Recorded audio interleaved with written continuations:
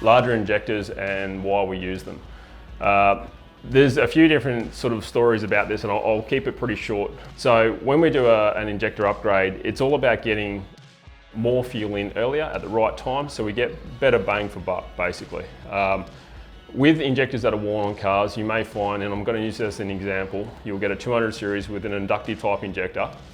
As the injector wears, and it could have only 60,000 Ks on it, not many Ks at all, but it's only been driven, to the shops and back, let's say hypothetically, over the last 5 years, and it's done very little Ks. So this injector's been sitting around, and something that's affected big in that injector is what we call dead time. And it's the response from basically the ECU firing the injector and how long that takes to open. Now, when the injector wears, the dead time becomes longer, and it's the response of that injector. What we need to do is the fact that if that response time gets too delayed, it's starting to inject fuel after TDC for too long, and we're wasting fuel. So our consumption goes out the window, we can create problems with noise because the pilot control timing's gone, and a whole lot of range of other things.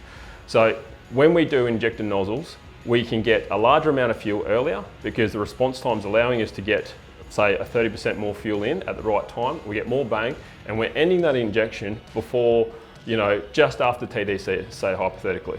And then therefore we're utilising more of the fuel we have there to get more bang for buck. So it's not about putting in more fuel and using more fuel as such. It definitely does give you more power, but it's something that we find with diesels, because we're not governed by basically certain factors and so forth. This is a really good modification to do and to enhance and get a lot more power out of your car.